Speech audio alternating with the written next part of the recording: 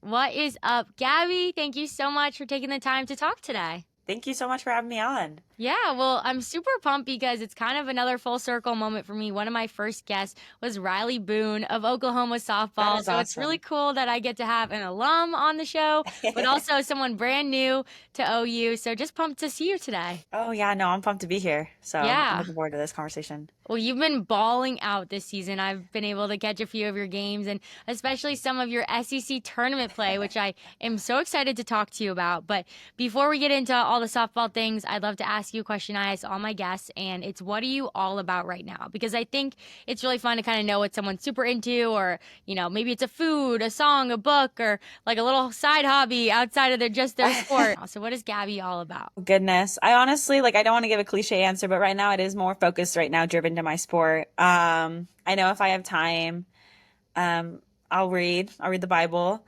I'll watch a TV show here and there. I'm going to start getting into The Chosen just because I've been reading. So I'm really looking forward to that show. But yeah, kind of that's really it. If I'm having any free time, that's usually what I'm doing. Yeah, well, I So, know you have like no free time, and just so people who are listening know, we're recording this at 8 p.m. Central, 8:30 Central Time, 9:30 p.m. Eastern Time, and like it's this, but this is it. This is like the life of a college athlete, and when you're playing the postseason, right? oh yeah. In season specifically too. And I remember there would be times when, I thought practice was going to end at a certain time. And then we were like, oh, yeah, no, it's like 2 hours later, But like, that's what you have to do if you want to be one of the best teams in the country, which you guys are. So just love that and love your hustle. And I appreciate you coming on the podcast this late. No, like I said, I was worried it wasn't going to work out because I practice ran a little over than what I was assuming it was going to. And I remember I was like, hey, like, just so you know, we just got out. Yeah. And I was like, but truthfully, like, I didn't even blink an eye. I was like, no, I totally get it. Like, trust me, the amount of like appointments I've missed because I was like, oh no, I could totally get a haircut like an hour and a half after practice. Nope, totally wrong. Like, not a thing. Off camera, we were talking about how it was more of a fun practice. So what did that look Oh like? yeah. Oh, earlier today we went as a team to to a water park down here in OKC. So much fun. And then we had a little bit of a break in between, and me and my roommate were kind of just hanging out. And then it was like an hour or two, and then we just went to practice. Did a couple sprints, hit a little bit of Love. VP on the field. Super chill. So a lot of fun. What a fun day. Water park and sprints. You get the best of both worlds. That is wild. Well, you are coming off of the SEC tournament, and I did get to watch your game against Arkansas, and you guys were down like 5 runs, maybe even more, and then out of nowhere you guys just start hitting like multiple home runs. And I'm thinking this team is like something, like they are clutch, number one, but like they're made of something different. But I didn't get to watch the very end of the game. I had to jump in the car. And so a couple hours later, the person who I was with, I was like, hey, did you happen to see like the end of that Oklahoma softball game? Like, oh my gosh, I did. And a freshman hit like a walk-off home run. I'm like, what was her name? What was her name? And it was you, Gabbie. Let's go. So I just want to say congratulations because what a fun moment. But Oh, what thank you. helped you guys, climb back in this big game? Honestly, I just think it was straight resilience. Arkansas is a great team. We played them earlier in the season and good games all around. After we played them, they have won all of their series since then. So we knew coming into this game it was going to be a tough one. Obviously, it's built up because of the mother-son rivalry or older brother-son rivalry. So it was a good game, and we were definitely looking forward to it. We knew what to expect. They're a scrappy team, and they were gonna ball out just as much as we were. They punched really hard first, and I think we just basically kind of just leaned into each other and leaned into our faith, and knew that no matter what, we were just gonna leave it all out in the field. That's So. awesome. And it really did feel like that. Like the energy just coming from your dugout was incredible. And so I just want to go back to the moment when you swing and you hit the ball. When did you know that it was going to be a home run? Honestly, after I swing, I knew it was out. It was like kind of one of those you just knew. It was actually very emotional for me, just because just because of the whole situation before that, it was really emotional. I was praying before my at bat. I was really like just leaning into no matter the result, God is with me. My teammates are with me. My family is with me. It does not matter what happens at the end of the day. But so once I hit it, I just remember I knew it off the bat and I was just like overwhelmed with joy. Um, yeah. That is so cool. And I was going to ask you about that because I saw one of the photos from you getting hugged by your entire team after, and I was Yeah. like, she might be crying. Like, literally, I thought you were crying. It might just be sweat, but like, I can just Oh so no. imagine I was the crying. emotion. You were crying? Okay. I was That's all crying. good. Well, it No, was there was such a a picture special with me and moment. I like, Yes. no, it was a big deal. I felt like the bat before, Heron struck me out. So that was a little frustrating moment, obviously, but just knowing that putting whatever happened in the past behind me and just focusing on the moment and what's the now is going to be. And no matter what, I know who's with me. He is the fourth man in the fire and he's been the fourth man in our fire this entire time. And so like we'll hold that up in representation of him, knowing that he's standing here with us no matter what. So That's so cool. Yes. And just to give some context to that, I noticed in a photo, a few of your teammates had fours up with their hand, yeah. not UCLA fours up. My brother goes there and that's kind of their thing, but fours up. And so, yeah, I just wanted to know like a little bit more context to what that was. But what a cool, like, kind of word picture and for your team to rally behind. So could you just give maybe a little more insight into like when that started and really that's like you guys are celebrating this huge moment and that's what you're deciding to like do. No, yeah. So, God, I want to say about 3 weeks, maybe less than 3 weeks to a month, maybe 2 weeks ago. We were having a conversation with Sarah Roberts, and she was talking about, gosh, I'm trying to remember the book. But pretty much there was these three men. I don't know if they're brothers or something. Have you heard of the I story don't know if before? they're brothers, but they're three men that were in the fire. I think it was in Daniel. Yes, it was the book of Daniel. There were three men, and they pretty much refused to hail their king because they said, I'm only going to bow to the only king. And he was like, okay, well, pretty much later then, since you're not going to hail to me. Later, you're going in the fire. You're like later, So, but it's like literally like I'm going to kill you. yeah, so he pretty much burned them. And then as they were being burned, he saw a fourth man, and the fourth man was God. And they came out of the fire un unfazed, nothing, no cloth, no hair was close to even being torched. And yeah, and honestly, that's kind of what he's been for us. He's that fourth man in the fire. I mean, it's been a different year than I feel like a lot of people realize. Everyone keeps talking about how we were a young team and everything and setting these boundaries on us. And I feel like we've just gotten to that point that we are here for ourselves and we are playing to serve and we are playing for each other.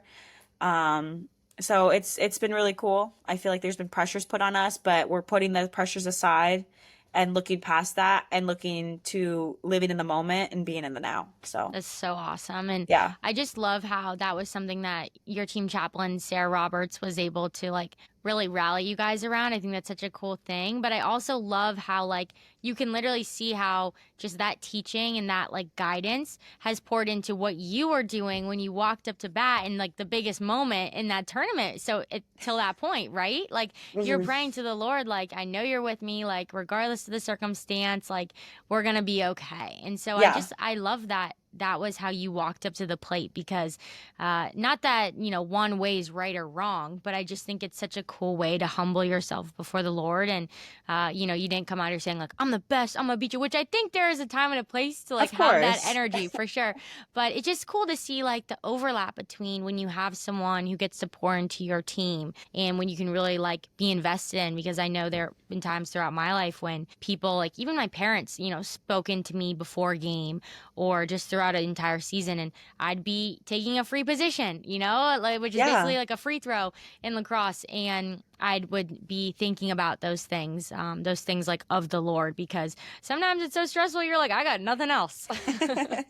No, and honestly, like I think there was a clip, and I remember my mom was asking me about it after the game, and she goes, "Hey, were you praying in the dugout?" And I was like, "Yeah, I was. How did you know that?" And like they were replaying the game, and I there was a scene where I was holding up the fours, and like my head was just bowed, like I was just looking down.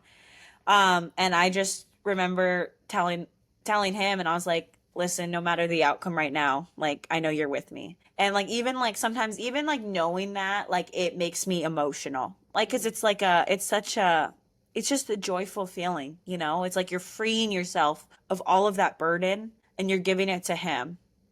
And it's like there's nothing, it's like removing that fear of failure, those fears, you know? And as soon as you remove that outcome based thinking, it's just it's so freeing, and it's like I said, it brings joy to me. It really Yeah, does. that's so true, and it's true in like all aspects of your life, right? Like not just on the softball field, and like in you're about to go take a huge test, that you're Oh walking yeah. into, or you have a hard conversation with a coach, a friend, a family member, like a job interview, right? Like I think the cool part about sports is that it teaches you lessons that you can really take into all aspects of your life, and just like the toughness too, and the stress and the intensity of that moment is so cool that you were able to bring the Lord into that. And I love that your mom saw you praying in the dugout. It's so sweet.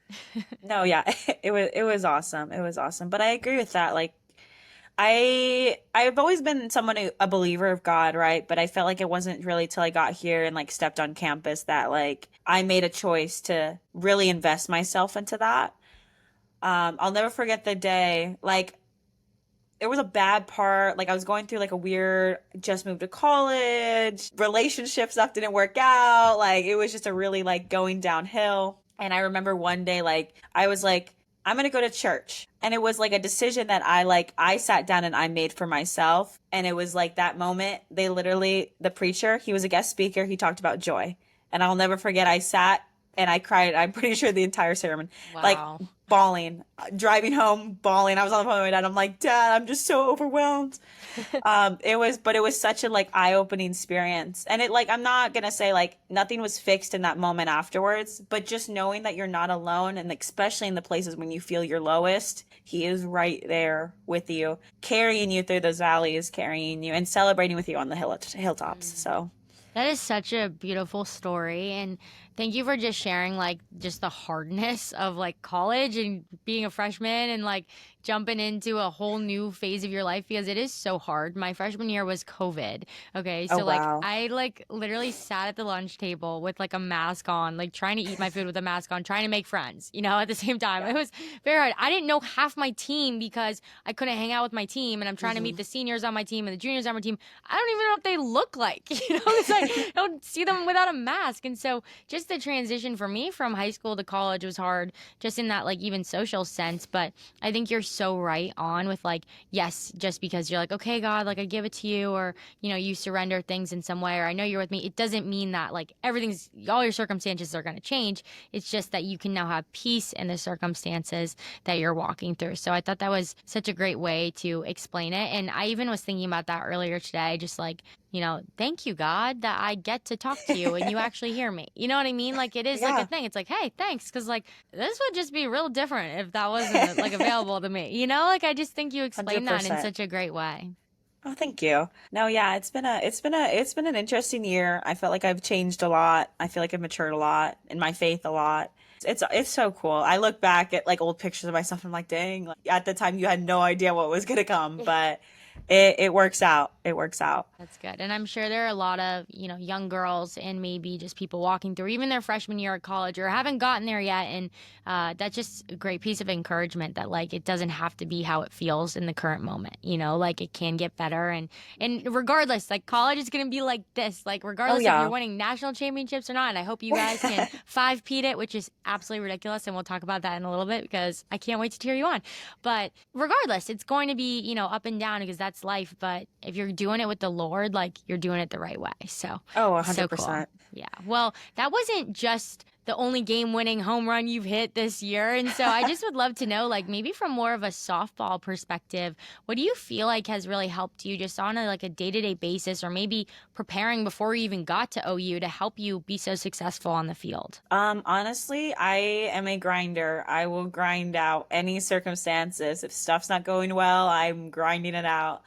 Um, a big thing though that's helped me a lot this year, and I think that's allowed me to be more successful, is not being so outcome based. Um, like in a sense of who cares on what you're doing in the moment. Like in the moment you care what you're doing, but once it happens, whether you're successful or you fail, you wash it because you're living in the next moment. That's already in the past. And I think living in the moment, not worrying about the outcome, but rather learning from the outcome, I think that's what's helped me become more of a successful athlete than I would say I was in the past. And then honestly, just learning how to trust into people, like really learning how to like invest myself into others and not just myself, because at the end of the day, like on like there is 21 people in this dugout. Like, you know what I mean? Like, it's not Not just just about you. me. Yeah. Yeah.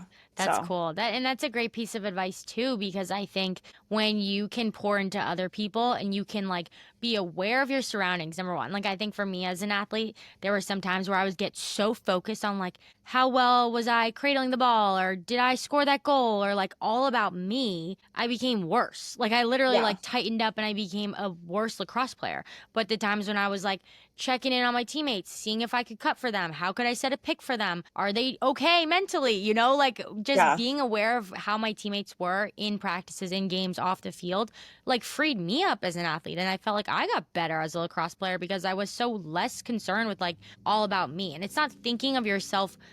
It's not thinking less of yourself, it's thinking of yourself less. It's like kind of a Yes. confusing thing, but like not making it all about yourself. So I just Yeah. love that. I love those two pieces of advice because yeah, I think it's so true. And for you too, like you probably, you hit these game-winning home runs, but like you gotta go play another game, like Oh, the 100%. And that's what's great because it's like, okay, I did that. But you know what? We're into regionals now. Like that's in the past. Like, so now what are you gonna do now? Like, right? And so it's like those are great memories and I'm always gonna share that. And that's something like it was the best feeling in the world. And I think that's why I got so emotional is when I was running to home and it was just your team welcoming you. I mean, I watched the video and I was like crying at my kitchen table. I was like, that was awesome. I wasn't even there. I had no part in it. It was so special. What a cool moment. But it's like those are the moments you live for, right? And so it's not like, oh, well, I have to do it again. It's like, no, I get to do it again. You know? I don't know if that Mm. makes sense. No, that totally does. And that's leads right into what I would love to ask you just about the legacy that Oklahoma softball has and the get to attitude, right? Because you guys have won the last four national championships, which is just like unbelievable. Okay. I actually Yeah. got to have the opportunity to play in four national championships, but we only won two. So, contrary to you guys, we actually lost the two for my sophomore and junior year. The first one we lost by one, the second one, no, sorry. The first one we lost by one, the second one we lost by 12. So, like, very different losses. But I will say, like, that get to attitude came in so clutch for us because it does become, like, repetitive towards the end of the season. And you do kind of have that stress of there's this legacy. I want to honor the girls that came before me. Like, this is my dream, right? So, there is a little bit of that stress. But I would just love to ask you about that get to attitude and how have you specifically, and maybe this year's team, taken on this heavy weight to defend the title, but at the same time have that light, we get to do this attitude. I think there's definitely a weight that was placed on us, and I think you could tell like there was certain parts during the season where we really felt it.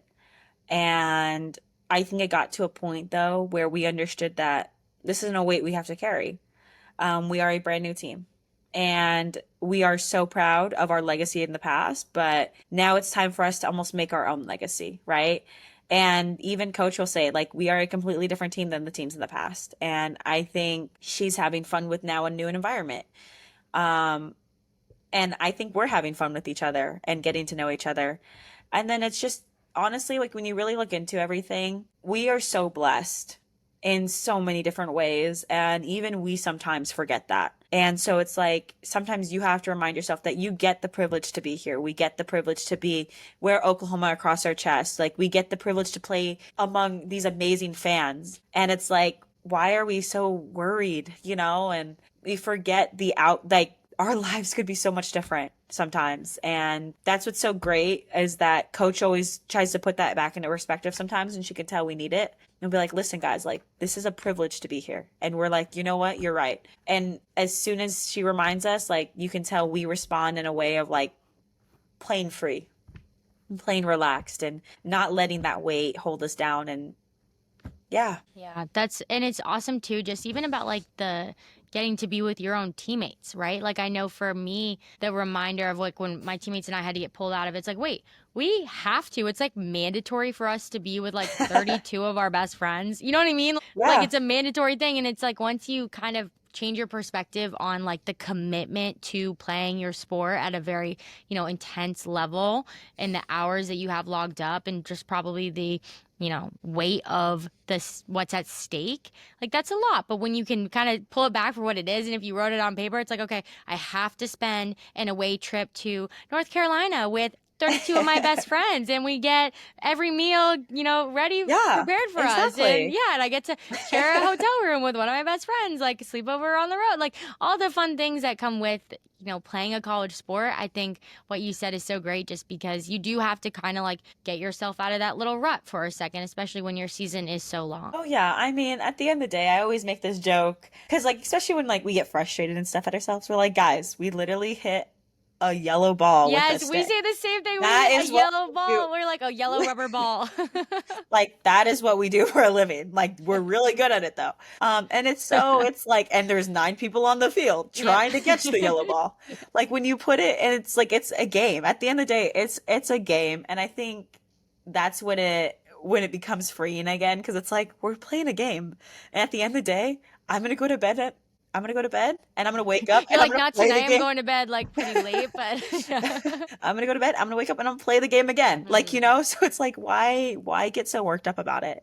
yeah. You know? Wow, Gabby, you are so just like mature for just this being your first. Seriously, like for being in like wise, for being and having that perspective, for being so young in your just college years and all the great experiences that you have in games in practices to come. Like I think it's so awesome that people can hear you and you're playing at such a high level. You're one of the best players in the country and you're here basically saying it's just a yellow ball and it's a game, we get to have fun. Like I think that's so awesome, but at the same time you're like, I'm gonna grind, I'm gonna work, and I'm gonna win the national championship, like I Of think course. those two things can coexist, and like you're just explaining that so well. But I'd love to ask you, just because I know how big the Sooner Nation is and how many fans you guys have, is there something about this year's team that maybe even the biggest Oklahoma softball fan doesn't know? I don't I think the thing that I mean everyone knows we're scrappy. We're a scrappy team.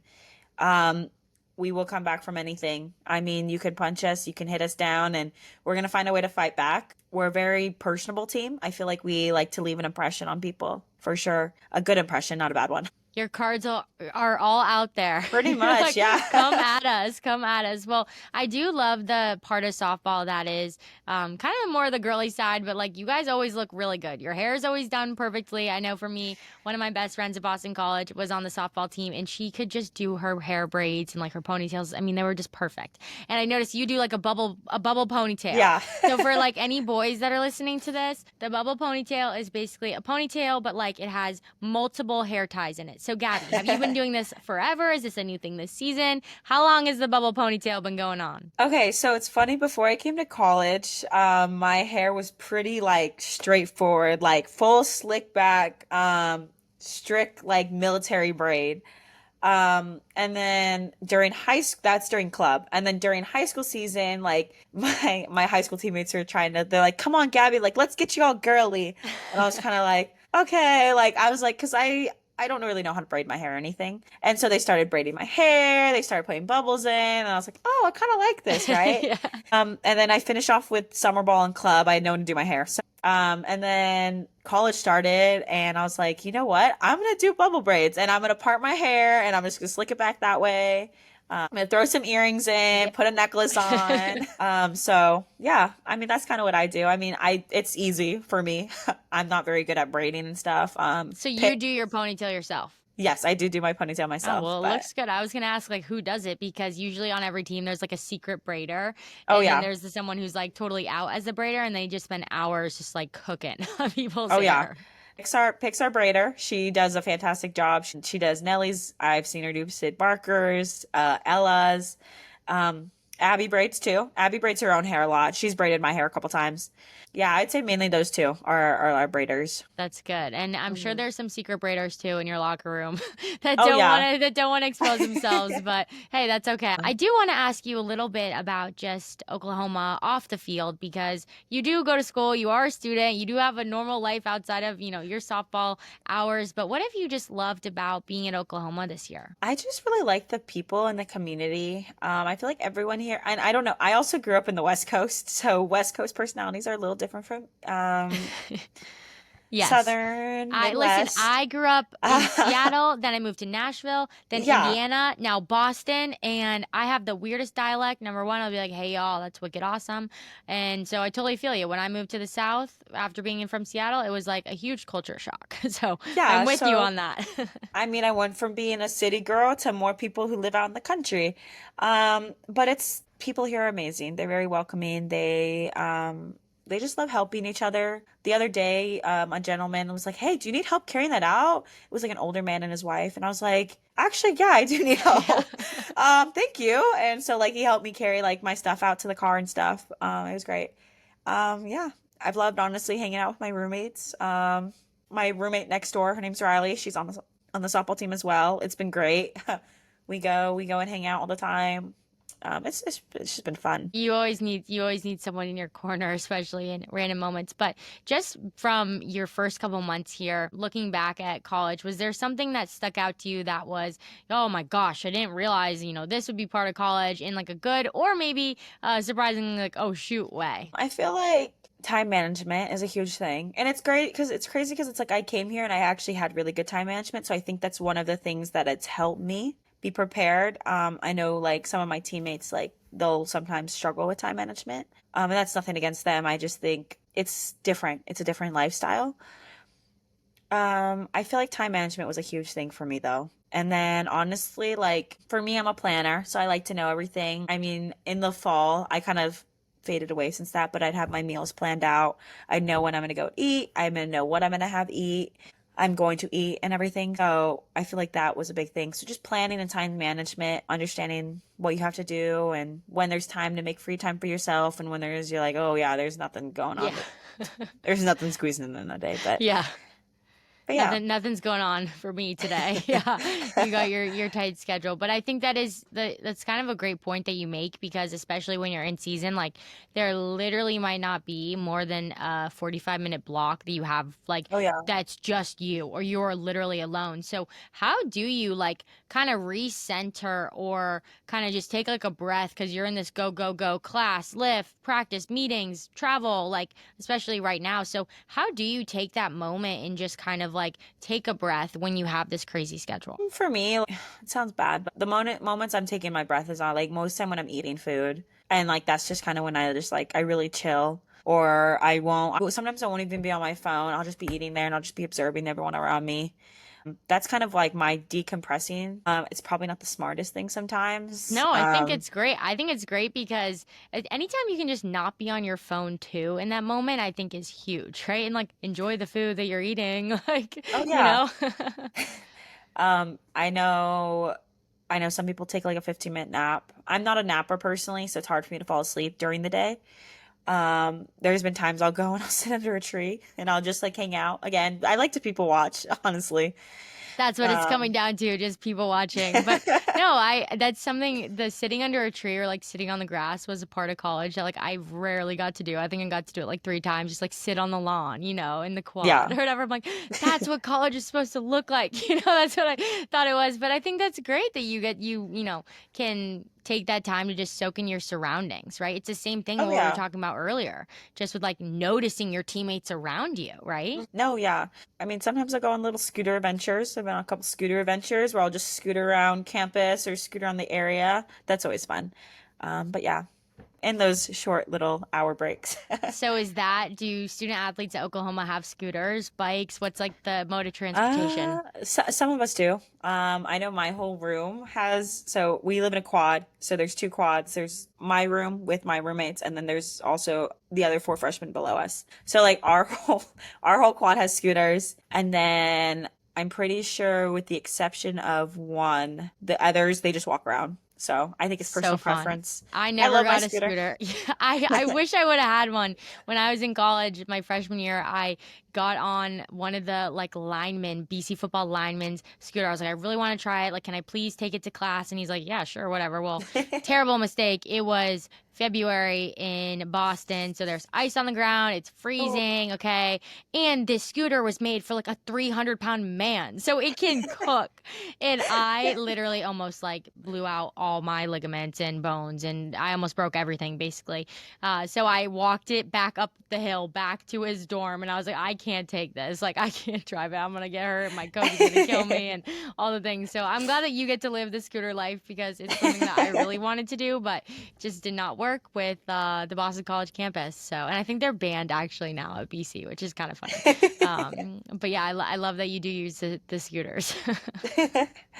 But yeah, Well, your mom was a stud softball player at ASU, is that right? correct. No, she And so was. She was very good. I would just love to know like how her softball career and experience has impacted your own. Oh, gosh. No, mom was a really good softball player. Really, really good softball player. Honestly, she's also a really great coach that I feel like some people forget. This is not noted as much. Um, but no, it's crazy. I feel like my mom grew up in a more poor family, right? With my grandfather who used to work with her a lot. And it was just kind of all of that very like makeshift practices and everything. I don't know if that makes sense. It's like, okay, you're gonna stand in the driveway and I'm gonna hit you hit you balls. Yes. Like it's all like that. Like you wouldn't expect anyone to do that. And so I feel like that took her into going to college and stuff and really kind of shaped how she like lived very blue collar, like I'm gonna outwork people, I'm gonna outwork my competitors and everything like that. Graduated, she was a star, she was phenomenal. Started coaching. So for me, like I kind of was just raised around softball my entire life. I remember people say there was pictures of me like being held in the dugout and I'm a baby. Like it does not surprise me. No, But I believe it. I totally believe it. so I feel like I was just always immersed in it. And I remember when I got to like I was probably 6, my mom's like, yeah, you want to practice with us? I'd be like, yeah, I want to practice with you guys. And she'd put me like in the outfield with my grandfather and he would like throw me balls with the outfielders and I'd stand in line with all the older kids. And eventually I worked my way into the infield. So, Good. Well, yeah. it definitely shows just your ability to play the game so well. But is there something that maybe she has said to you in the past or says to you before games or maybe just a coaching point? You said she's a great coach that has really stuck with you throughout your career. Kind of just the same thing I've just been preaching. I don't know if I've said this yet, but just to be yourself and have fun. Just be yourself and have fun. And she always reminds me that she's proud of me. And I don't think she ever wants me to forget that and that our family's proud of us. I'm proud of me and my sister. Um, yeah, I feel like that's just the big thing. She'll say, "Go be you." That's what she'll say. Go be you. But not go Um, BU as in Boston University, as in the team you guys are going to play. I went to BC, so I can say that. It was BC and BU have a huge rivalry. So, yes, go be Gabbie. That's what we're going to say for sure. Well, no, Gabbie, exactly. yes, we can, well, you know what? Healthy and friendly competition, but, you do have a championship on the line. But, Gabbie, I know you got a lot going on, so I'll ask you one last question tonight. And before games, do you wear headphones or no headphones? Um, that's hard because they take our phones, Oh, they take your especially no when we're phones on in the bus. locker room? No, well, it's speakers. We'll listen to speakers, so no headphones, I guess. So, What's the no phone rule? When does that start? I feel like kind of if we're home, it's definitely like once we get to the field, everyone puts their phones up. We have one person on DJ usually, and yeah. And then on away games, once we get on the bus, they collect our phones. Honestly, I think it's a great thing. I think it allows us to really like kind of connect with each other and kind of get us in that headspace that like we're here to ball out right now, and that's our focus. So, That felt like a pregame speech. Like, I'm like, yeah. I'm like, it's like late at night here. I'm like, let's go. I'm like fired up, Gabby. That's awesome. We had that rule too at BC when I was playing no phones. And I think it is smart. Like, definitely, like, if you want to listen to something specific or whatever, read something on your phone, that's one thing. But yeah, just being present with your teammates. And you guys are a team that everyone should be terrified of. So that makes a lot of sense. But Gabby, seriously, thank you so much for like sharing your heart. I think it's really cool to just hear kind of the behind the scenes of how you are taking on this amazing opportunity to play Oklahoma softball, and how you are representing the Lord so well just on the field specifically is like so cool, I think, for athletes of all ages to see, and it fires me up to cheer you on. So seriously, thank you so much, and we're rooting for you in the postseason. No, thank you. And there's one thing I do want to say before we end this. For anyone who's maybe scared to express their faith, do not be scared. Because you know what? It is a great thing to be proud in something and express that you're proud of something. I know there's been times when Deal comes out to pitch, she'll be playing worship music, and I will have my hands in the air worshiping him, even if we're getting ready to to start a new inning. And just don't ever be shy to be yourself. Be who you are and express who you are, because you are loved by so many. Girl, that was so But good. You could have just said that on the thank podcast and we you. would have done anything else. I love that. That is so good. Well, seriously, Gabbie, thank you for sharing your heart. And everyone needs to be cheering for you, cheering for your team, and love this conversation today. Thank you so much for having me.